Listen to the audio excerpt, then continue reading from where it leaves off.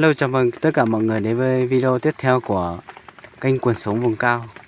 Hôm nay vợ chồng mình đang đi làm ruộng ấy, thì trời mưa mưa, kiểu thời tiết mưa mưa lạnh lạnh không làm được, thì mình có mà một con gà đi nướng ở dưới ruộng, thì tiện thể mình làm luôn video cho mọi người xem.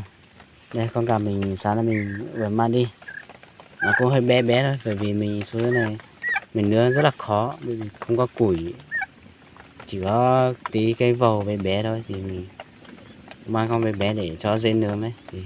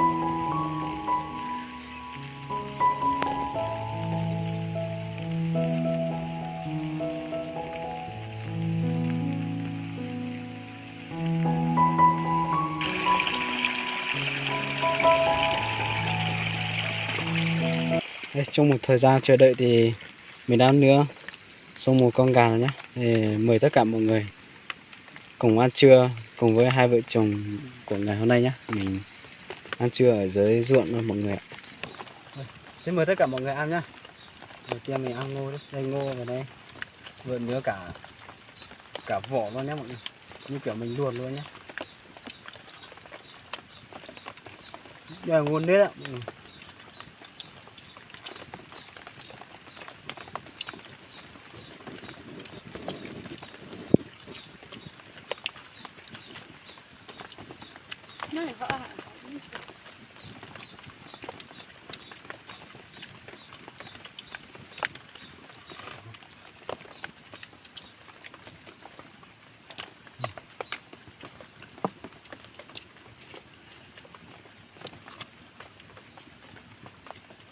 Xiên này ạ.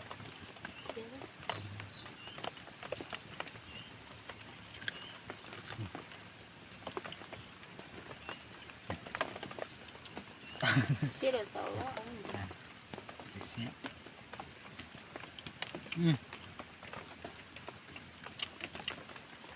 Ngon lắm nhá mọi người không?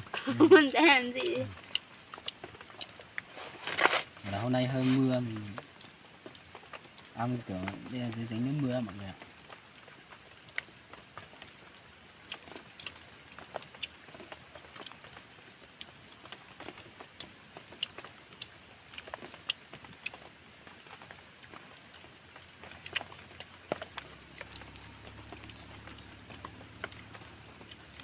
Đây, Với tất cả mọi người ăn thịt gà nhá mọi người.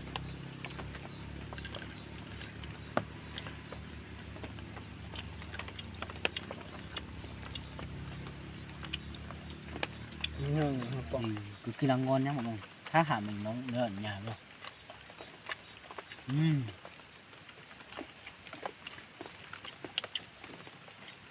Vâng. Muối với ớt rồi ạ mọi người.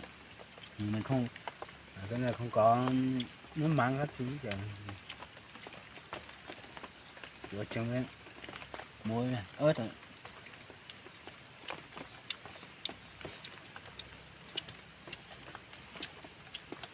Không sợ hay bỏ. Với tất cả mọi người ăn thịt gà nhá. Nấu ở dưới ruộng cực kỳ là ngon nhá.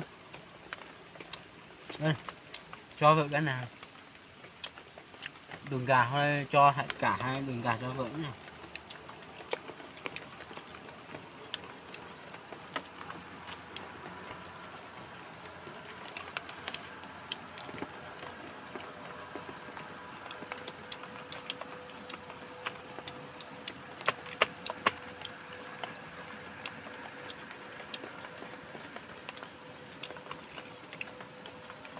Chú xíu này mất gì nữa. Chú xíu đây à.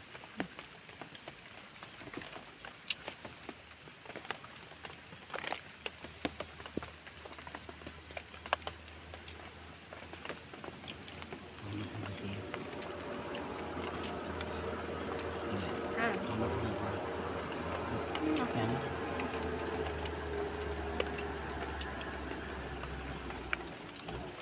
Trời ơi, tiền. Trời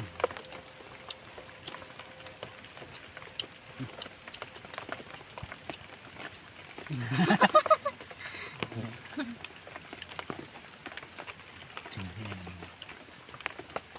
Dùng.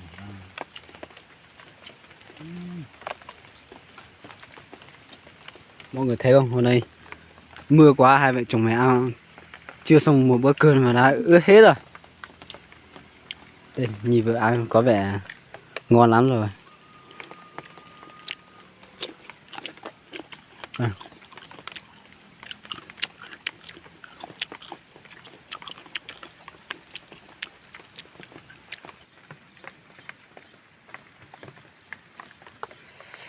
Ui, đây,วันem vợ nướng lên ngô nướng cả vỏ luôn. Thì mình bóc ra thì nó như kiểu mình luộc thôi mọi người ạ. Thì nó có vị rất là ngon, ngọt, đây là ngô nếp.